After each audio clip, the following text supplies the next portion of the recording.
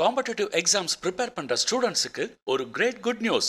ஒரு பீஸ்ஃபுல் அட்மாஸ்பியர்ல வைஃபை ஃபெசிலிட்டிஸோட நிம்மதியா உங்க காம்படிட்டிவ் எக்ஸாம்ஸுக்கு ப்ரிப்பேர் பண்ணணுமா? ரெடியா இருக்குங்க நம்ம கோவை புதூர்ல சக்சஸ் ஸ்டடி ஸ்பேஸ்.